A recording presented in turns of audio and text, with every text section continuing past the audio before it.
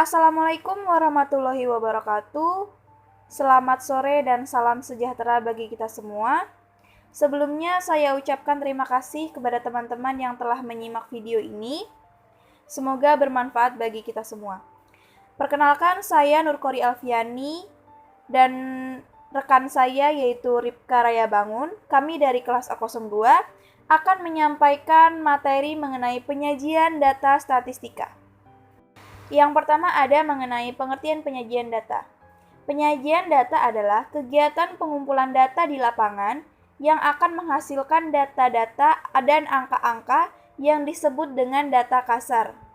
Data tersebut menunjukkan bahwa data belum diolah dengan teknik statistik tertentu. Jadi, data tersebut masih berwujud sebagaimana data itu diperoleh, yang biasanya berupa skor dan relatif banyak tidak beraturan. Dalam pembuatan laporan penelitian, data termasuk yang harus dilaporkan, agar dapat memberikan gambaran yang bermakna.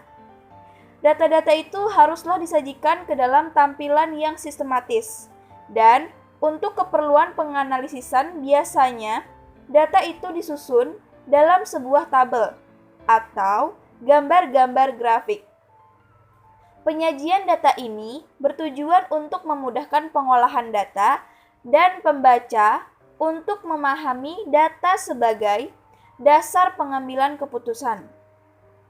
Penyajian data dalam sebuah tabel ataupun dalam gambar grafik memiliki maksud tertentu. Seperti halnya pepatah yang mengatakan, suatu gambar sama halnya dengan 1000 kata, yang bermakna bahwa penyajian data dalam bentuk gambar akan lebih cepat bisa ditangkap atau dimengerti daripada kata-kata yang puitis.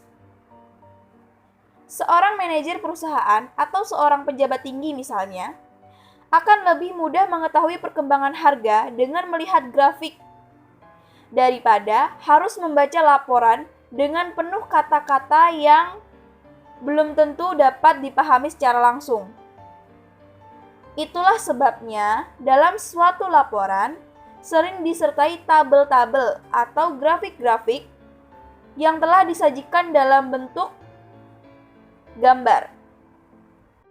Yang selanjutnya ada jenis-jenis penyajian data. Beberapa grafik yang disajikan antara lain adalah sebagai berikut. Yang pertama ada grafik garis atau line chart.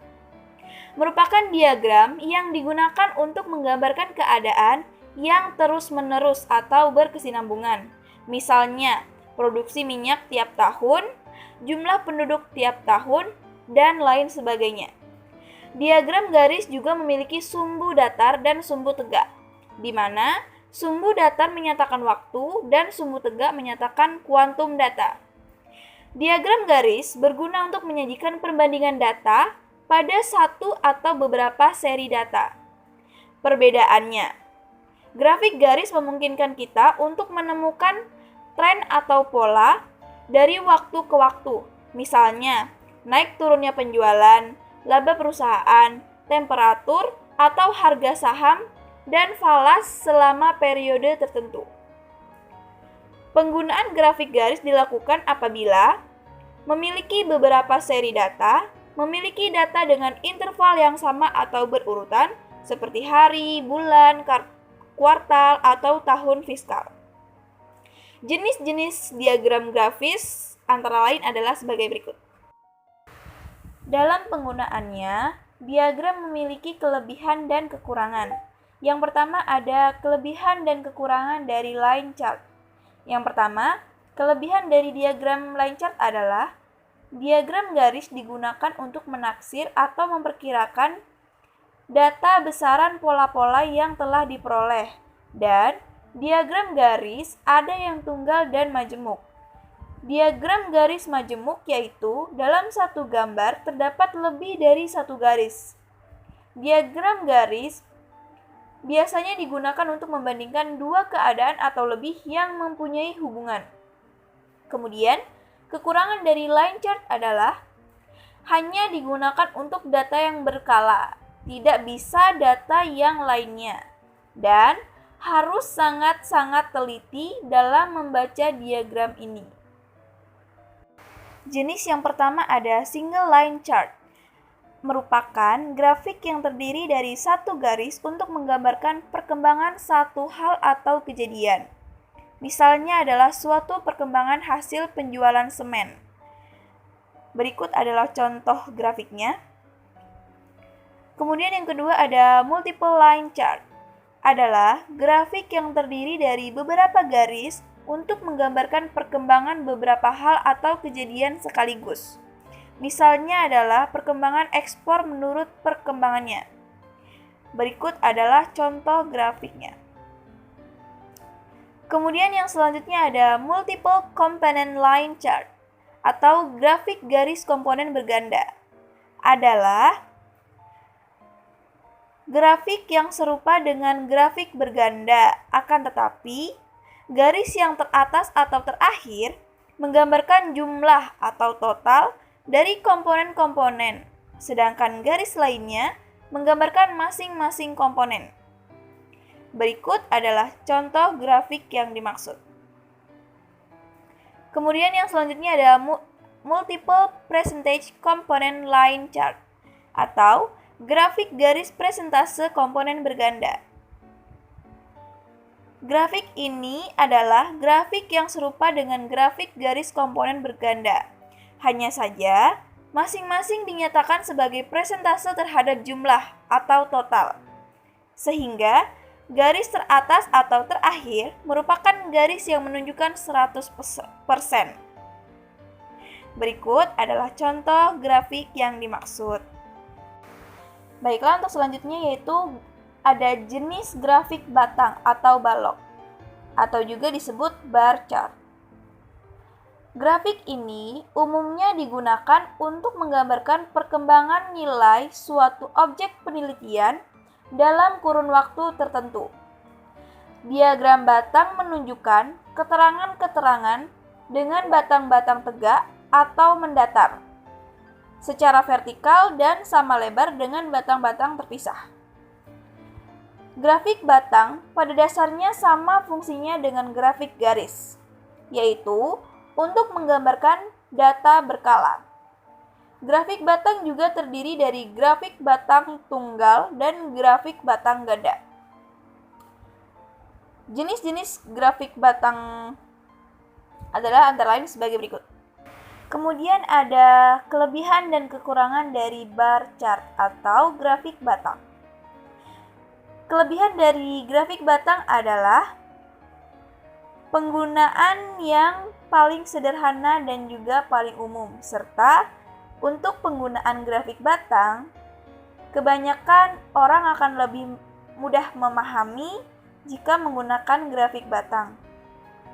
Kemudian untuk kekurangan penggunaan grafik batang adalah diagram batang hanya disajikan dengan data yang telah dikelompokkan atas atribut dan kategorinya.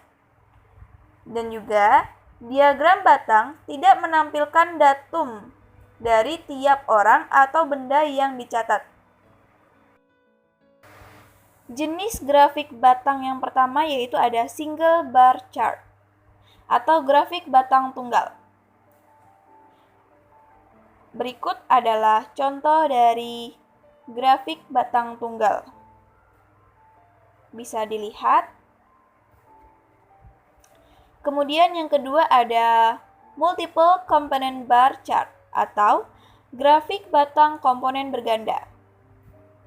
Berikut adalah contoh dari grafik yang dimaksudkan. Kemudian jenis yang selanjutnya adalah multiple component bar chart.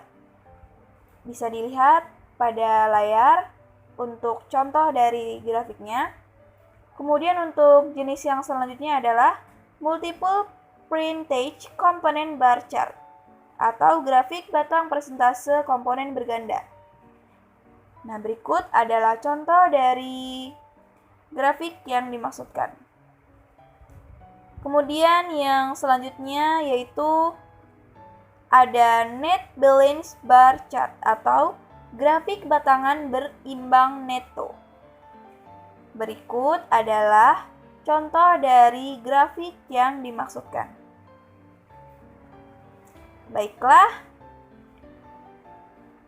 Itu dia tadi penjelasan dari saya. Untuk materi selanjutnya akan disambung oleh teman saya. Baik, akan saya lanjutkan yaitu histogram. Jadi histogram adalah modifikasi dari diagram batang atau bar diagram, di mana tampilan grafis dari tabulasi frekuensi yang digambarkan dengan grafis batangan sebagai manifestasi data binning. Tiap tampilan batang menunjukkan proporsi frekuensi pada masing-masing data kategori yang berdampingan dengan interval yang tidak tumpang tindih. Histogram adalah grafik balok yang memperlihatkan satu macam pengukuran dari sesuatu proses atau kejadian. Grafik ini sangat cocok untuk data yang dikelompokkan. Kegunaan histogram ada sebagai berikut, yaitu yang pertama, diagram batang umumnya digunakan untuk menggambarkan perkembangan nilai suatu objek penelitian dalam kurun waktu tertentu, menunjukkan keterangan-keterangan batang-batang tegak dengan batang-batang tegak atau mendatar atau sama lebar dengan batang-batang yang terpisah. Lalu yang kedua, mengetahui dengan mudah penyebaran data yang ada. Lalu yang ketiga, mempermudah melihat dan menginterpretasikan data. Lalu sebagai alat pengendali proses sehingga dapat mencegah timbulnya masalah. Ciri-ciri histogram antara lain sebagai berikut. Skala yang digunakan harus dimulai dari 0. Diagram batang yang dibuat secara vertikal maupun horizontal. Diagram harus dilengkapi dengan judul dan diagram batang yang disajikan dalam bentuk batangan. Histogram ini juga dapat digunakan dalam menyajikan data yang disusun dalam suatu distribusi frekuensi, distribusi presentasi, atau yang telah tersusun. Selanjutnya kita masuk ke pie chart atau diagram lingkaran. Gambaran pie chart atau diagram lingkaran ini seperti kue atau pie yang dibagi-bagi, yang dibelah-belah. Pada umumnya kita sudah melihat pie chart ini semenjak kita duduk di sekolah, di bangku sekolah dulu. Nah, jadi pie chart ini adalah penyajian data statistik yang dinyatakan dalam persen atau derajat. Dapat menggunakan diagram lingkaran. Jadi otomatis dia presentasinya akan berupa derajat-derajat karena melihat sudut-sudut bila mana lingkaran dibagi. Kelebihan penggunaan pie chart adalah tempat untuk membuat diagram lingkaran tidak terlalu besar, dan diagram lingkaran dapat berguna untuk menunjukkan dan membandingkan proporsi dari data. Kekurangan lain chart adalah diagram lingkaran tersebut tidak dapat menunjukkan frekuensinya. Baik, selanjutnya masuk di kartogram atau grafik berupa peta. Kartogram yaitu grafik berupa peta adalah grafik yang digambarkan pada peta yang sebenarnya dan diberi warna. Dalam pembuatannya digunakan peta geografis tempat yang terjadi. Dengan demikian, diagram ini melukiskan keadaan dihubungkan dengan tempat kejadiannya, seperti halnya kepadatan penduduk atau kurangnya penduduk di suatu daerah atau pulau, atau juga bisa melihat penduduk dalam tersebut. Contohnya seperti peta Indonesia yang tertera di gambar di slide kita. Contoh lain adalah persebaran fauna flora Indonesia, lalu juga persebaran pegunungan di Indonesia. Biasanya dengan bila dataran tinggi ditandai dengan warna hijau ke putih-putih biruan. Nah, lalu juga pola persebaran jalan di Indonesia atau di satu daerah, khusus Jakarta, atau juga pola persebaran yang lain.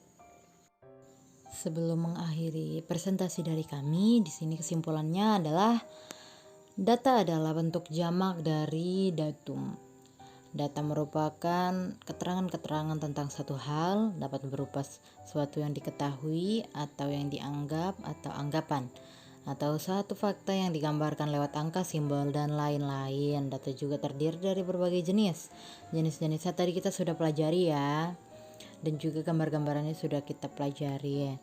Dan juga tingkatan data jika diurutkan dari yang terendah ke tertinggi, yaitu data nominal, data ordinal, data interval, dan data rasio. Baik, sekian presentasi dari kelompok kami. Bila mana ada kesalahan kata, kami mohon maaf sebesar-besarnya. Terima kasih dan salam sehat.